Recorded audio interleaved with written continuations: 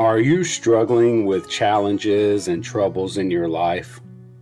Do you often feel as if there are no solutions to the problems you seem to face every single day? We often find ourselves asking questions like, why do bad things happen to good people? And why doesn't God ever answer my prayers?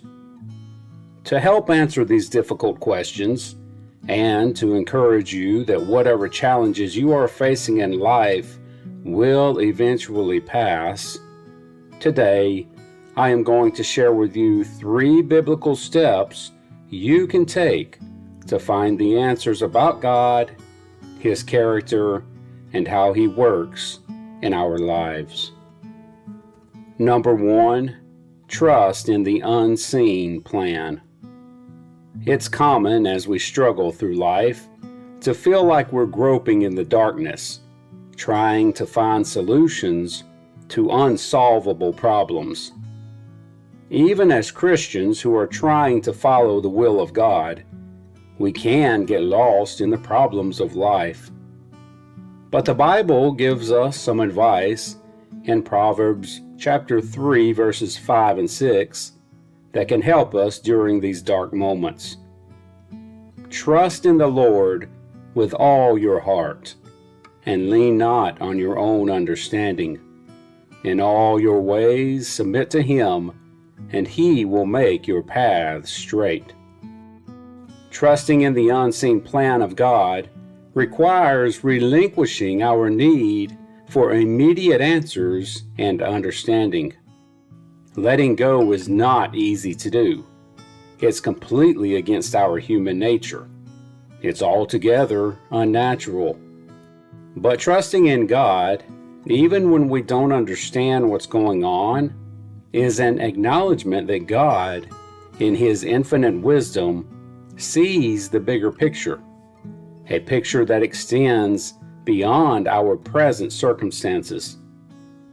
Life's puzzles can confuse us and even hurt us, but God's promise is that if we submit our ways to Him, He will guide us through the twists and turns, making our paths straight. We don't have to wander through the wilderness aimlessly. If we continue to align our will with His, we will reach the destination that God has in store. And a reminder here, our trust in God is not blind. We're not living a fairy tale.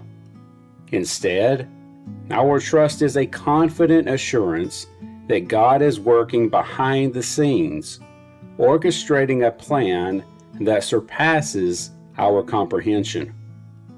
In times of uncertainty, remember that His ways are higher, and our task is to trust and submit our lives to His leading. Number 2, embrace God's sovereignty. Life's problems can be heavy for us to carry. The randomness of suffering, especially when it touches those we love the most, challenges our understanding of justice. We start asking questions like, why is this happening to me?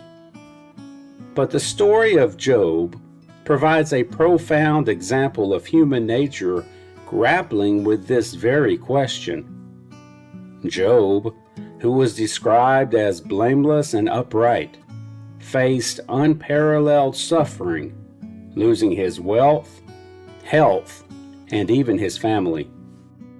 Job's story challenges our preconceived notions of divine justice.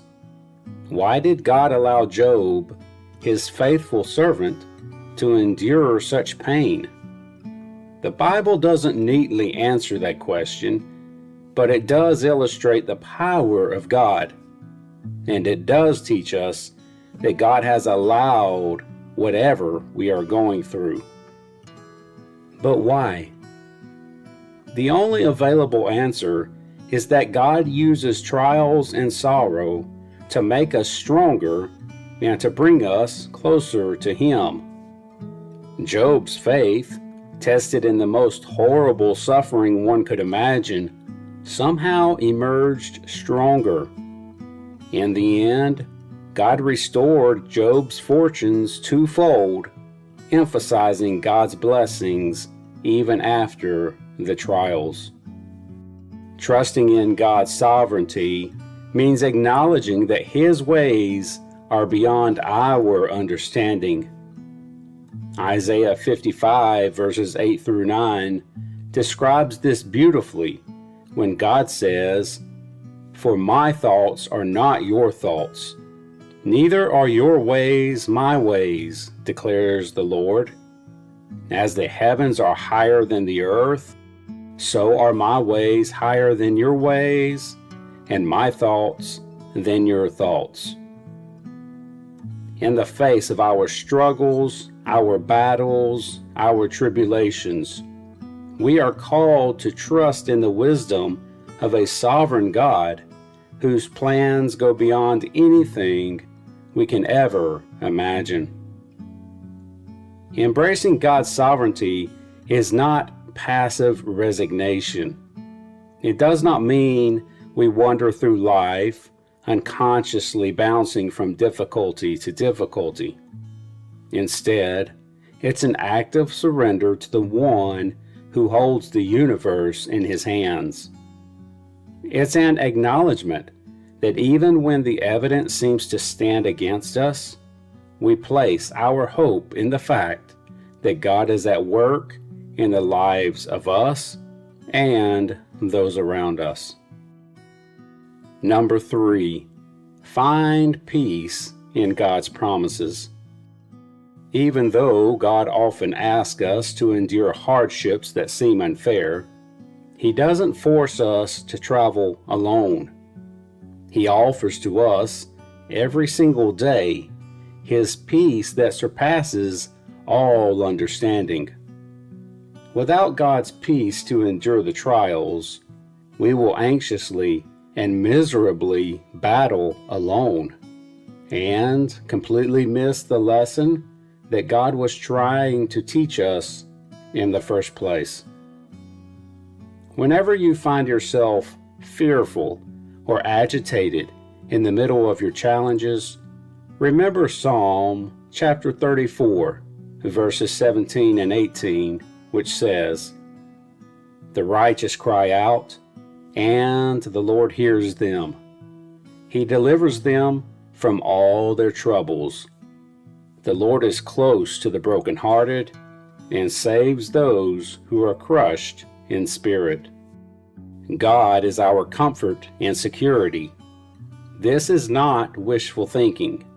It is God's assurance that despite the intensity of our trials, the Lord hears our cries. God never promises that we won't face troubles. In fact, He promises that we will. But you must remember that God Himself is actively involved in our deliverance. He draws near to those who are brokenhearted, weak, and surrendered to Him. As James chapter 4 verse 6 says, God resists the proud, but gives grace to the humble. So in conclusion, remember that clinging to God's promises is an act of faith. It's a deliberate choice to anchor our souls in the unchanging truth of His Word, even when circumstances show us otherwise.